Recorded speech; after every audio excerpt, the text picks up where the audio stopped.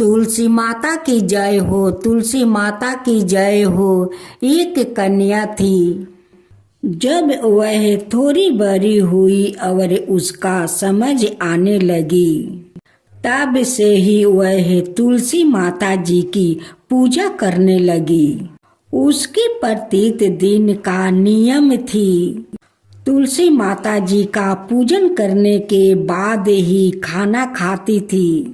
जब वह कन्या शादी के लायक हुई तब उसके माता पिता ने उसकी शादी करवा दी। कन्या को उसके माता पिता ने दहेज में भी एक तुलसी का गमला दिया। ससुराल में वह प्रत्येक दिन सवेरे उठते ही पूजा करती, फिर उसके बाद ही खाना खाने बैठ जाती।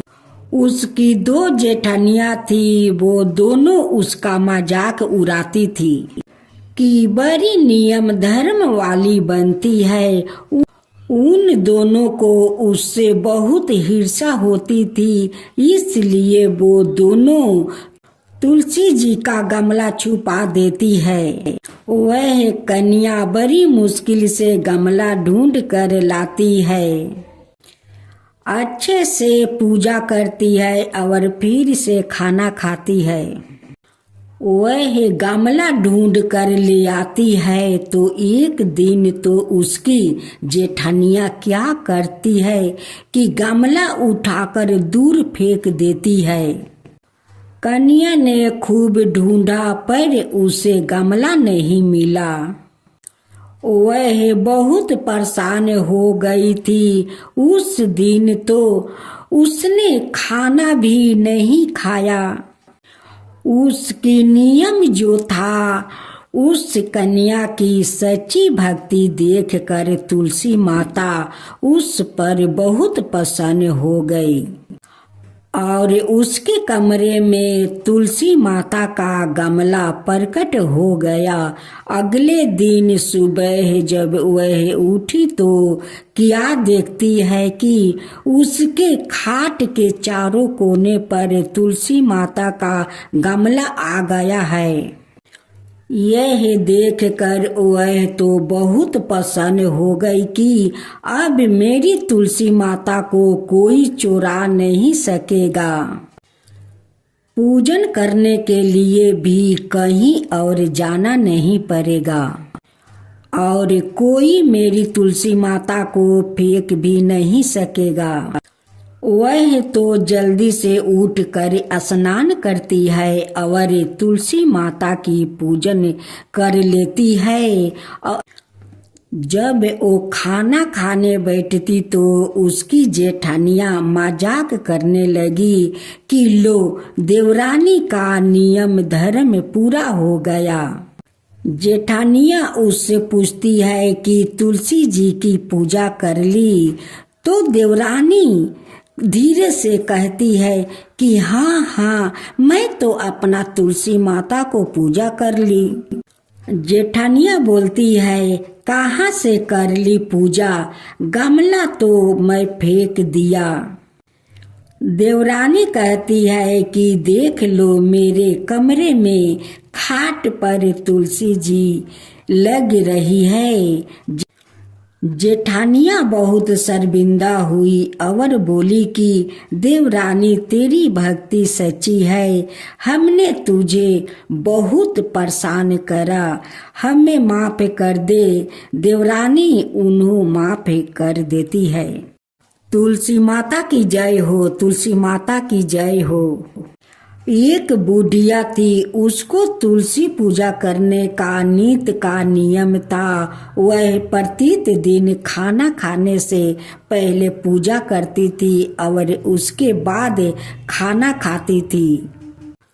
वह तुलसी माता से प्रत्येक दिन प्रार्थना करती थी कि हे तुलसी माता, खान खीर का भोजन देना, पाठ पीतम्बर का वेश देना, योगियों जैसी मौत देना, स्वर्ग का वास देना, राम लक्ष्मण की कंधा देना, सीता जी का चाल चलावा देना।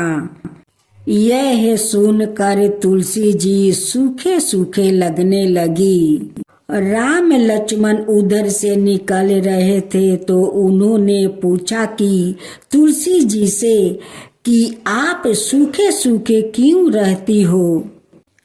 एक बुढ़िया रोज मेरी पूजा करती है और मुझसे खाने का लड्डू मांगती है, खेलने को भाई मांगती है, खान खीर का भोजन मांगती है, पाट पीतम्बर का बेस मांगती है, आपकी कंधा मांगती है सीता जी का चला चलावा मांगती है, स्वर्ग का वास मांगती है, योगिनियों जैसी मौत मांगती है। बाकी सब तो मैं दे दूं पर आपकी कंधा कहाँ से दे दूं और सीता जी का चल चलावा कहाँ से दे दूं। राम जी और लक्ष्मण जी तुलसी जी से बोले कि आप हरे भरे हो जाओ, सब हो जाएगा। कुछ दिनों बाद बुढ़िया मर गई। लोग इकट्ठा होने लगे, क्यों ले जाने के लिए उसको तैयार करने के उठाने लगे तो वह इतनी भारी हो गई कि उसको लोग उठा नहीं पाए, उसको हिला भी नहीं पा रहे थे। लोग कहने लगे कि बुढ़िया इतनी भारी कैसे हो गई, वह तो देव दर्शन सब करती थी, क्यों वह कोई जादू टोना करती थी जो ऐसी भारी हो गई। इतने में राम लक्ष्मण और सीता जी आए। सीता जी ने चाल चलावा दिया और राम लक्ष्मण ने कंधा दिया और बुढ़िया तो सदैहे बैकुंठ को चली गई। जय माँ तुलसी, जय माँ तुलसी। एक ब्राह्मण वह प्रत्येक दिन मंदिर जाया करता था, प्रत्येक दिन तुलसी माता का पूजा किया करता था।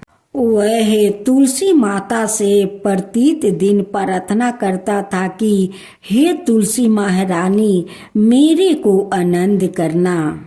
तुलसी माता ने सोचा कि यह ब्राह्मण तो बहुत सीधा है और गरीब है और प्रत्येक दिन मेरी पूजा करता है, मैं इसका कुछ ना कुछ करना चाहती हूँ। तो तुलसी महारानी एक कन्या का रूप बनाकर बैठ गई और उस ब्राह्मण को बोली कि ब्राह्मण, मैं भी तेरा घर आना चाहती हूँ।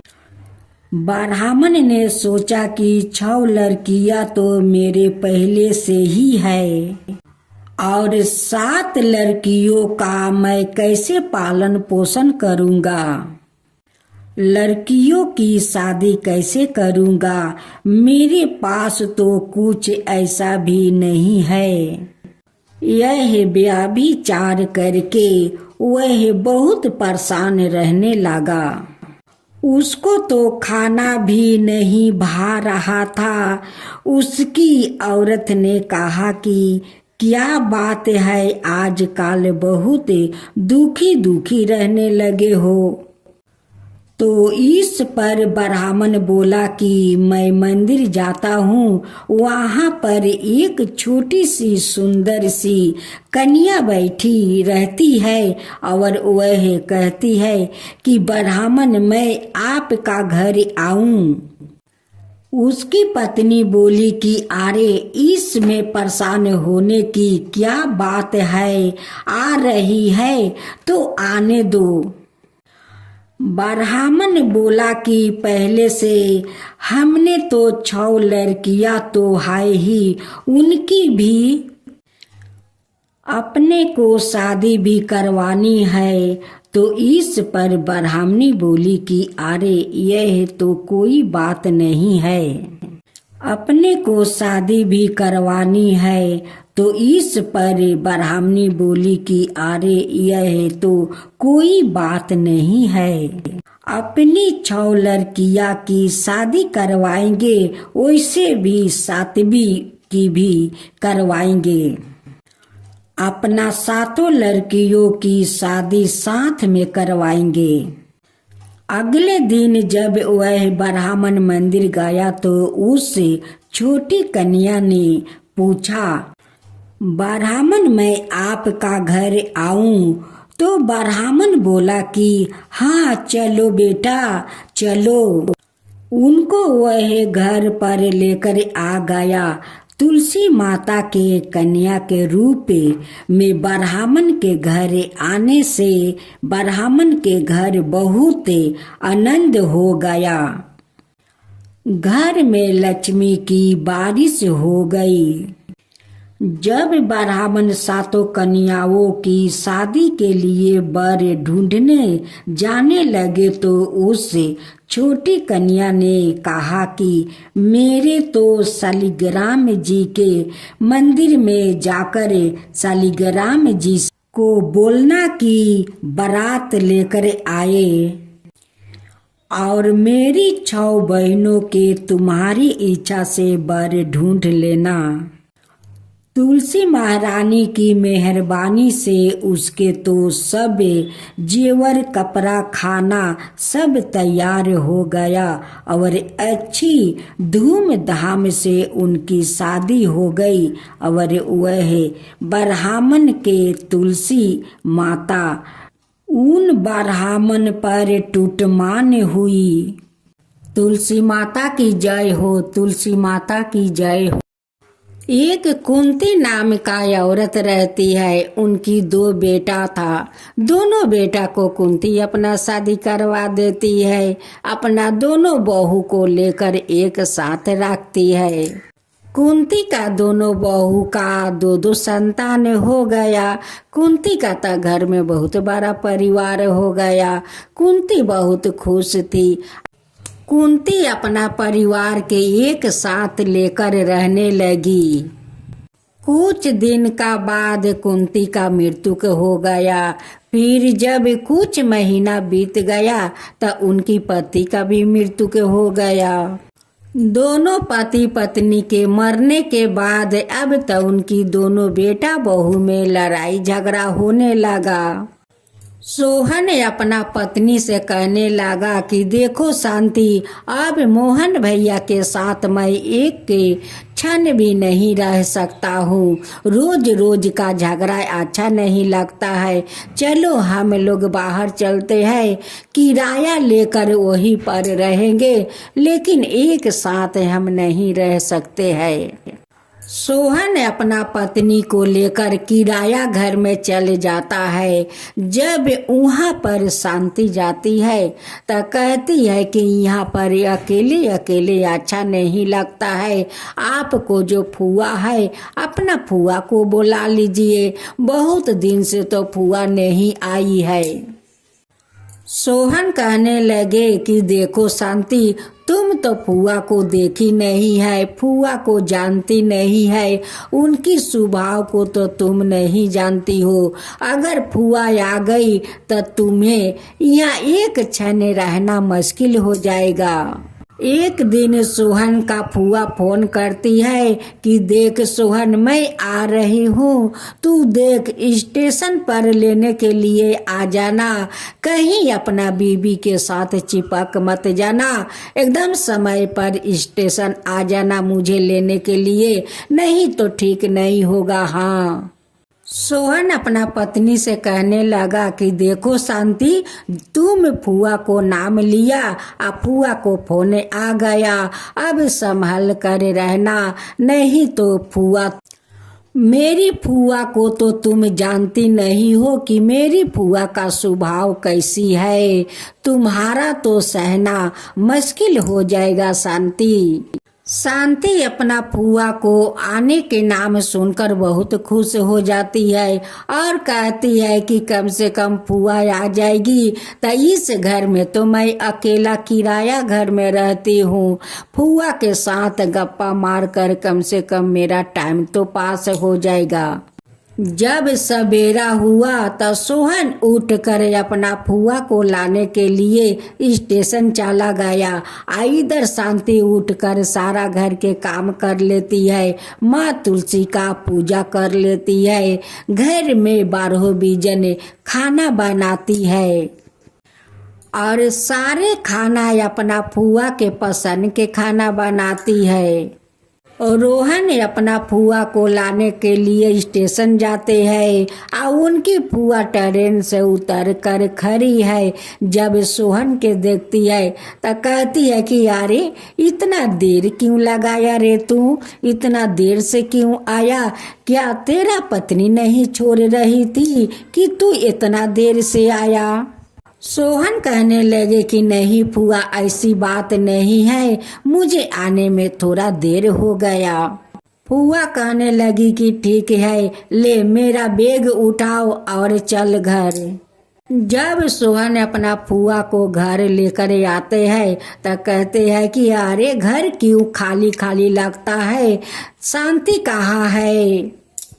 सोहन कहता है कि फुआ मैं अभी शांति को बुला देती हूँ। सोहन जाता है अपना शांति को बुला कर ले आता है कि चलो फुआ आ गई है। शांति अपना पति के साथ आती है और जीन्स और शर्ट पहन कर। जब फुआ देखती है तो कहती है कि क्या रे सोहन, तेरा यही बीबी है? तेरा बीबी शर्ट पैंट पहनती है, 2 बच्चा का माँ बन गई है और वो शर्ट और जीन्स पहनती है। शांति दूर से प्रणाम करती है तो फुआ कहती है कि तेरा माता पिता यही संस्कार दिया है, किसी को पैर नहीं छूना, दूर से प्रणाम करना, यही दिया है तेरा माता पिता संस्कार।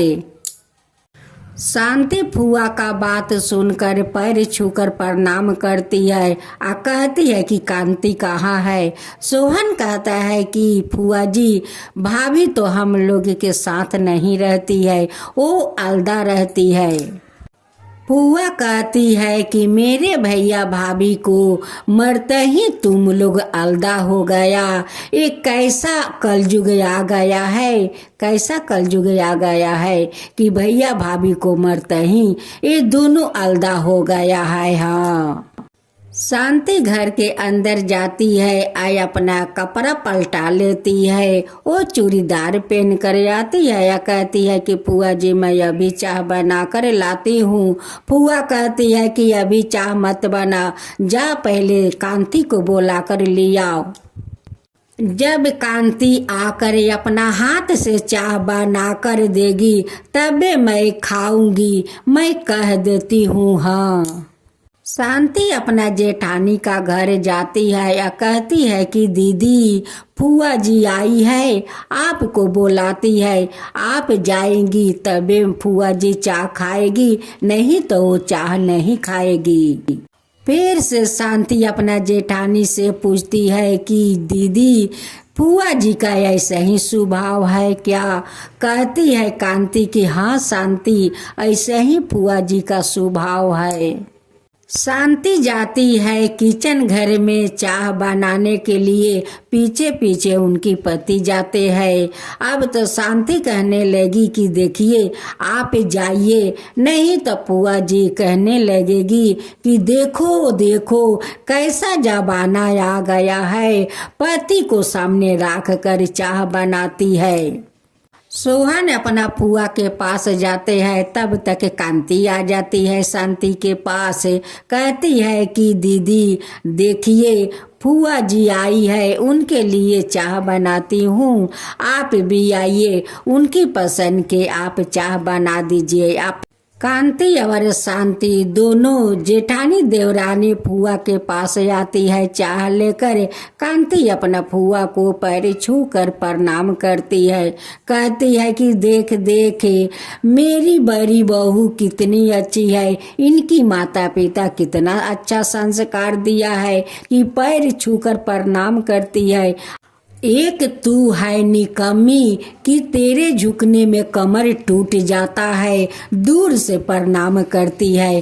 कैसा जमाना आ गया है, कैसा युग आ गया है, ये तो घोर कलयुग है। हाँ, फूआ जी कहने लगी कि बहू देखो, जब तक तुम चाय बनाओगी तब तक मैं पड़ोस से घूम कर आती हूँ।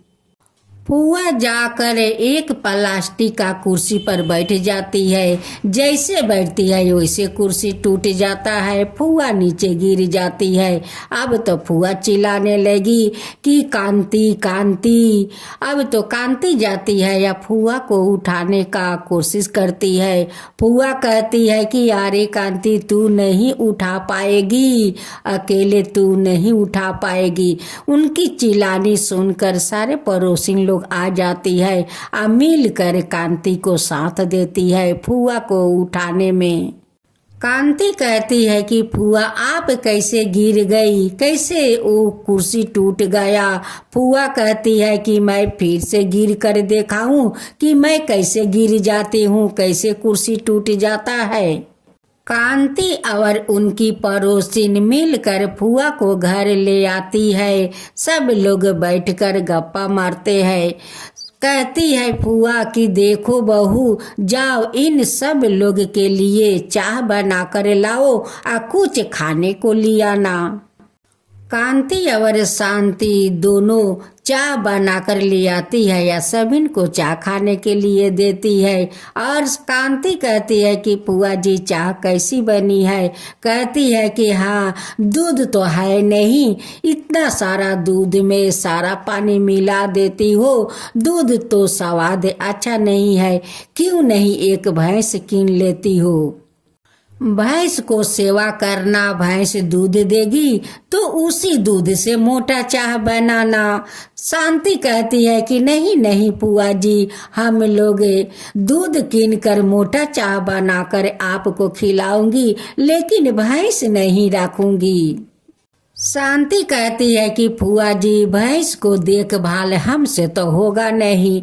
फूआ कहती है कि यारे तू तो कमजोर है, तू तो काम करने के डर से डरती है, हाँ ना तो क्या। सभी पड़ोसिन चाय खाकर अपना अपना घर चली जाती है। फूआ कहती है कि तुम लोग खाना बनाओ, तब तक मैं पड़ोस में से आती हूँ।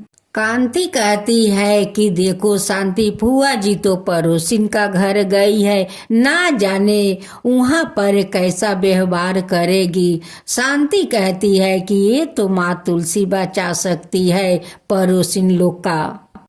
फूआ पड़ोसिन का घर जाती है तो देखती है कि सुमन मुंह फुलाकर खटिया पर बैठी है। फूआ कहती है कि क्या हुआ सुमन, क्यों तुम मुंह फुलाकर बैठी हो। सुमन कहती है कि फूआ देखिए, मेरा एक डगी है, जब डगी का छोड़ता हूँ तो रामा जी का घर में चला जाता है। अब तो रामा बहन मुझसे बहुत झगड़ा करती है। फूआ कहती है कि क्यों डगी को लेकर झगड़ा करती है। सुमन कहती है कि जानती नहीं हो फूआ जी, उनकी पति जो वकील है उसलिए उनकी ज्यादा घमंड है। फूआ कहती है कि तेरा पति तो जज है, तेरा क्या कम घमंड है, तू भी तो घमंडी है। सुमन वहाँ से उठकर चली जाती है। रामा आती है, आकर देखती है फूआ बैठी है, वहाँ पर आकर रामा बैठ जाती है। फूआ कहती है कि क्या रे रामा, क्यों पड़ोसिन से झगड़ा करती है, एक डगी को लेकर क्यों झगड़ा करती है। अरे मिलजुल कर रह, देख आफत विपत पड़ेगा तो पहले पड़ोसिन दौड़ कर आएगी, तेरा रिश्तेदार नहीं आएगा, वो तो बाद में आएगा, आगे आएगी तो पड़ोसिन लोग आएगी। फूआ जी, मैं भी पोसू से प्यार करती हूँ, लेकिन डगी जाकर मेरा सारा सामान तहस नहस कर देता है, वो मैं कैसे सहन करूँ। और वो जान सुनकर जाकर मेरे घर में ढुका देती है। फूआ कहती है कि ठीक है, मैं सुमन को बुला कर ले आती हूँ, आमने सामने बात करती हूँ कि क्यों ऐसा करती है। जब फूआ जाती है सुमन के घर तो जाकर देखती है कि सुमन तो अंगना में बेहोश पड़ी है। अब देख कर तो फूआ चिल्लाने लगी कि रामा रामा देखो सुमन तो बेहोश है। रामा सुनकर दौड़े दौड़े जाती है और सुमन का मुंह पर पानी का छींटा मारती है, लेकिन सुमन का तो होश नहीं आता है। अब रामा कहती है कि वकील जी तो अपना ऑफिस गए हुए हैं, मेरे पति तो घर में ही है, मैं अभी अपना पति को बुला कर ले आती हूँ, इन्हें अस्पताल ले चलकर इलाज कराती हूँ। रामा का पति आते हैं और देख कर कहने लगे कि मैं अपना गाड़ी अभी निकालता हूँ, और निकाल कर इन्हें अपना गाड़ी पर रख कर अस्पताल ले जाता हूँ। रामा का पति अस्पताल में भर्ती करवा देते हैं। कुछ देर का बाद जब सुमन का होश आया तो कहती है कि मैं यहाँ पर कैसे आया हूँ, कि मुझे ले आया यहाँ पर। रोमा वहीं पर बैठकर रो रही थी तो फूआ कहती है कि अरे रामा तू रो रही है, तेरे पास तो दिल है रे, तेरा पड़ोसन के लिए तुझे माया है, आज उसके लिए तू रो रही है। रोमा कहती है कि सुमन तुम ठीक होकर अपना घर चलो, मैं तुम्हारा साथ कभी झगड़ा नहीं करूंगी, कभी नहीं करूंगी सुमन तुम्हारे साथ। सुमन कहती है कि रामा बहन अब कभी अपना डगी को तुम्हारा घर में नहीं छोड़ूंगी, अब अपना डगी को बांध कर रखूंगी। सुमन ठीक होकर अपना घर आ जाती है। अब तो सारे पड़ोसिन मिलजुल कर रहने लगी, फूआ के संगे गप्पा मारने लगी। अब तो कांति शांति देख कर बहुत खुश है कि फूआ देखो जब से आई है तब से सभी को घर में खुशियाँ फैलाई है। शांति अपना जेठानी से कहती है कि देखिए दीदी, हम लोग का बिखरा हुआ परिवार फूआ आकर एक कर दी, हम लोग का परिवार को एक मिला दी। देखिए कितना हम लोग के घर हम लोग का भाड़ा भाड़ा लगता है दीदी। देखिए जिधर माने फूआ जी जाती है उधर खुशियाँ फैलाती रहती है। देखिए सारा पड़ोसिन को एक कर दी, सभी को झगड़ा समाप्त करवा दी। शांति कहती है कि फूआ जी आप तो कमाल कर दिया, जहाँ जाती है वहाँ पर कमाल कर देती है। शांति कहती है कि फूआ जी ऐसा लगता है कि माँ तुलसी हम लोग का घर में आ गई है और सब परिवार को एक मिला रही है, सारा पड़ोसिन को एक मिला रही है, घर घर घूम घूम कर सभी को एक कर रही है फूआ जी। फूआ जी कहती है कि हट तू इतना मेरा तारीफ मत कर, मैं कोई भगवान नहीं आई हूँ, मैं तुम्हारा जैसे मनुष्य हूँ। कांति और शांति दोनों बहुत खुश थी, बहुत खुश। शांति कहती है कि फूआ जी आज बताइए, आज मैं आपका पसंद के सारा खाना बनाऊंगी। फूआ जी कहती है कि आज मैं घर का खाना नहीं खाऊंगी, जब तुम्हारा फूफा था तो मुझे बहुत बड़ा बड़ा स्टोर में ले जाकर खाना खिलाया करता था, जब से तुम्हारा फूफा जी छोड़कर चले गए तब से कहाँ मिलता है स्टोर के खाना। आज तुम लोग कहीं बाहर ले चलो और मुझे स्टोर का खाना खाना है। मोहन और सोहन कहता है कि ठीक है फूआ जी चलिए, आज मैं आपको स्टोर को खाना खिलाऊंगा। फूआ स्टोर में खाना खाने जाती है और वहाँ पर जाकर कैसा अपना लीला दिखाती है। वेटर आता है और कहता है कि मैम बताइए आपको क्या खाना में चाहिए। फूआ कहती है कि देखो बेटर, मैं तो मांस मांसो नहीं खाती हूँ, मैं तो वेज खाती हूँ। मेरे लिए रसगुल्ला लियाओ, रस मलाई कचौरिया लाओ। स्टोर का सारे लोग अपना खाना छोड़कर उस फुआ जी को बात सुन रहे थे। सोहन मोहन कहते हैं कि देखो फुआ जी, सभी खाना छोड़ छोड़ कर आपका बात सुन रहे हैं, आप चुप रहिए फुआ जी। फुआ जी कहती है कि सुनता है तो सुनने दो, मैं थोड़ा आता हूँ कि वेटर लोग क्या क्या बनाते हैं देख कर आता हूँ। मैं अपना पसंद को भोजन बनाने के लिए ऑर्डर देकर आता हूँ। जहाँ पर वो लोग खाना बनाता है वहाँ पर फुआ जाती है और कहती है कि तुम लोग खाना में क्या क्या बनाते हो, साफ सुथरे से बनाना। एक वेटर कहता है कि नहीं फुआ जी, आप उधर मत जाइए, हम लोग जहाँ खाना बनाते हैं वहाँ पर कोई को नहीं जाने देते हैं, आप मत जाइए। फुआ कहती है कि मुझे देखने दो तुम लोग का अनहार कोठरी, कि तुम लोग साफा रखे हो या है गंदा। सोहन मोहन जाते हैं, अपना फुआ को हाथ पकड़ कर ले आते हैं और कुर्सी पर बैठाते हैं। तभी वेटर लोग खाना ले आते हैं।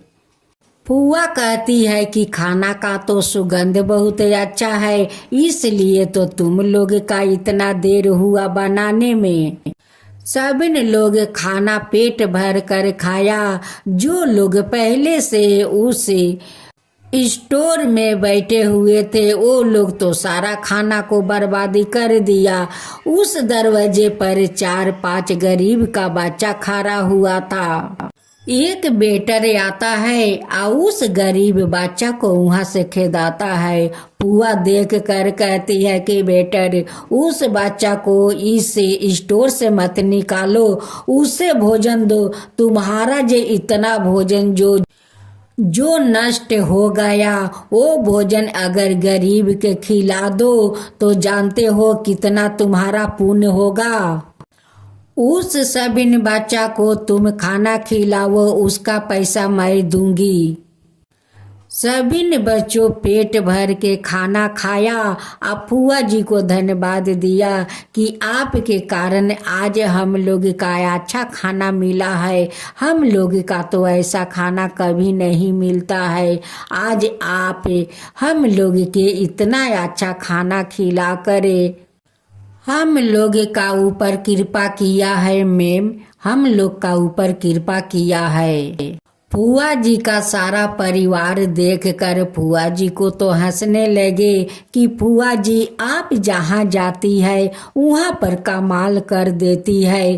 फुआ जी आप तो चमत्कार कर देती हो, कहीं पर परिवार का मिल करा देती हो तो कहीं पर जाकर झगड़ा छोड़ा देती हो, वो लोग में मिल करवा देती हो, कहीं गरीब बच्चा को खाना खिलाकर पेट भर देती हो।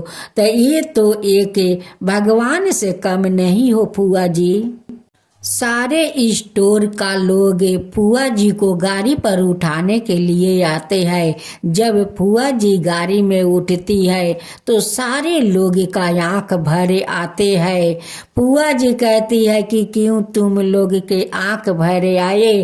फुआ जी कहती है कि देखो आप लोग अपना आंख के आंसू पोंछ लो, मैं फिर से इस स्टोर में आऊंगी। फुआ जी घर आती है और शांति और कांति से कहती है, सोहन मोहन से कहती है कि देखो मेरा तो इतना दिन हो गया, मैं अपना घर जाना चाहती हूँ। मोहन एक गाड़ी बुलवाता है या फुआ को अपना गाड़ी पर उठा देता है। जाते जाते माँ तुलसी रास्ता में मिल जाती है। माँ तुलसी फुआ जी को धन्यवाद देती है कि फुआ जी आप तो धन्य हो, जहाँ जाती हो वहाँ कमाल करती हो, सभी का मिल करवाती हो, परिवार को एक करवाती हो, गरीब का भोजन करवाती हो। माँ तुलसी कहती है कि फुआ जी आज मैं भी आपको आशीर्वाद देती हूँ कि आप जुग जुग तक जियो, ऐसे ही सबका परिवार को मिलाते रहो, सभी गरीब को पेट भरते रहो फुआ जी। फुआ जी माँ तुलसी को प्रणाम करती है, कहती है कि हे माँ तुलसी, सबका घर में बसिए और सबका घर हरा भरा बना कर रखिए। फुआ जी अपना घर चली जाती है या माँ तुलसी वहीं पर अंतर ध्यान हो जाती है।